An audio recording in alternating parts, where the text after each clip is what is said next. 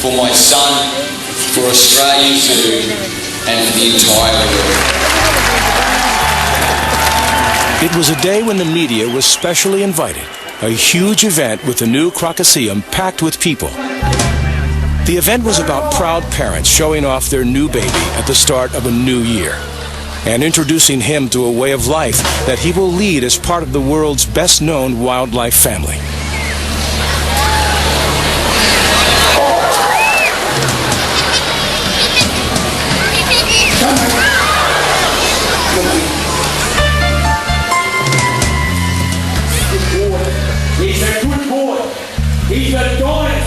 This is a feeding demonstration that Steve has done 1,000 times before. Safety procedures are all in place, and the scene is set for an event that will rock the Irwins' lives forever.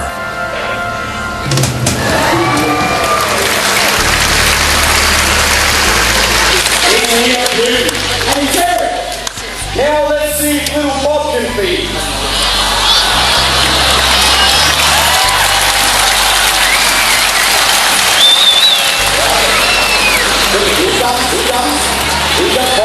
Watch his eye, watch his feet, Bob.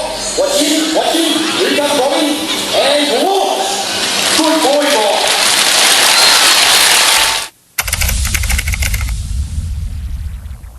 Anyone who's given birth these days understands that when the baby's in the womb, they are absorbing information. When your child is born, they know your voice, they know your smell. I mean, my little baby Bob, he can smell his mum across the room, 30 feet away. That's my mum, and he'll respond by crying, "I want breast milk." I mean, it's fascinating, absolutely fascinating. As we get further and further down the scientific and technological track of understanding, what happens in the womb, what happens when you're a baby, pretty soon you understand they are a clean sponge and they're constantly absorbing information.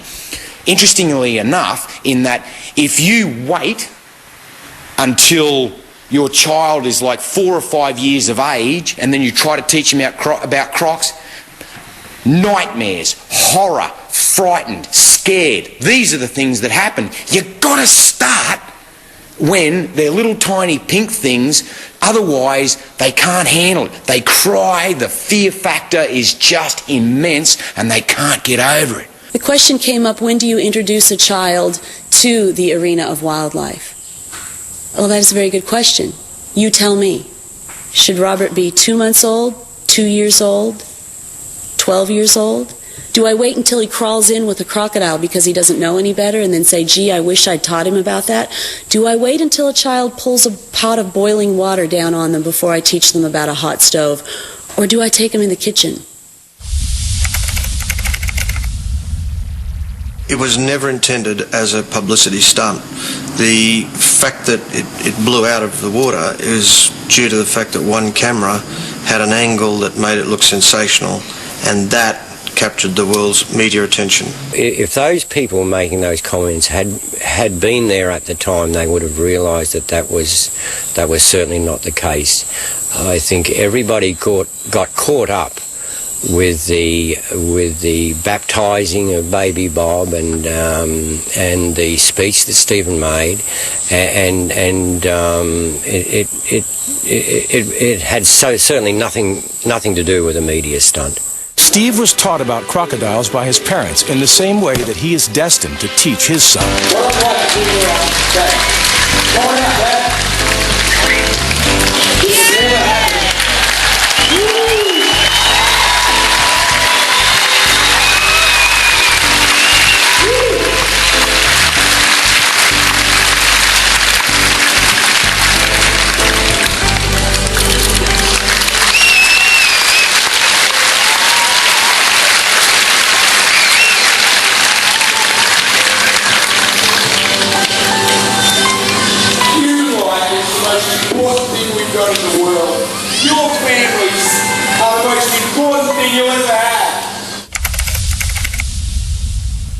The media have been really good to us and good for us in spreading the conservation message and telling people what we're trying to get through.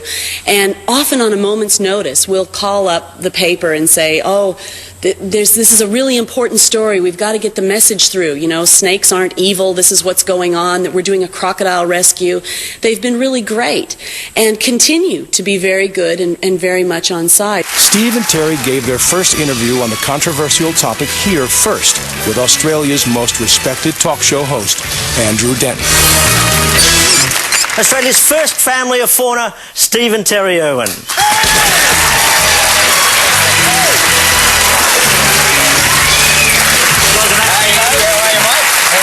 Good.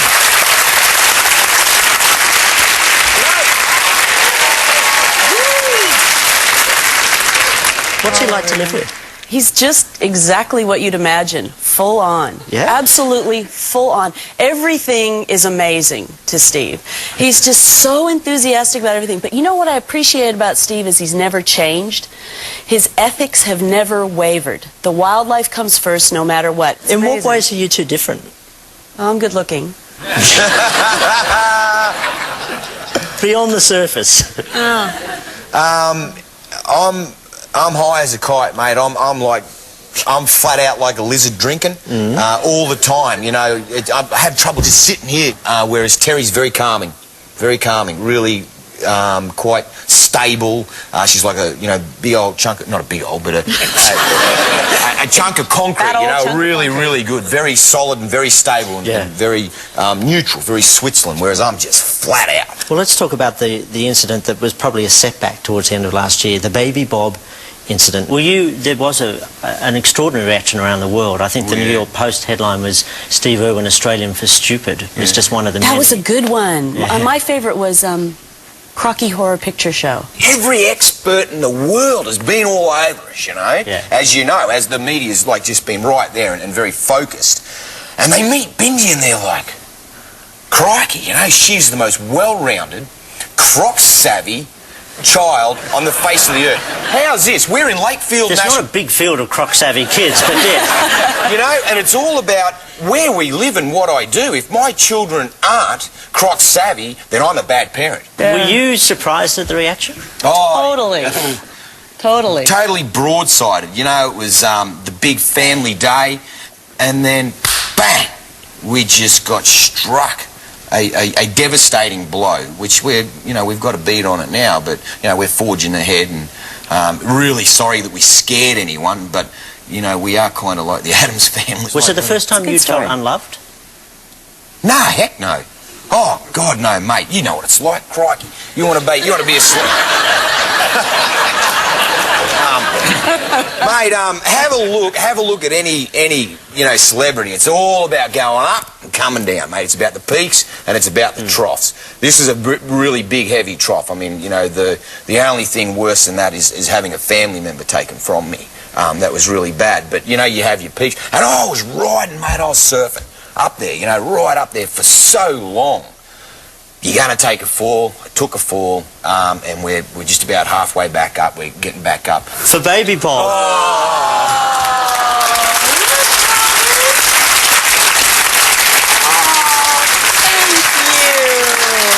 Thank you. His first khaki.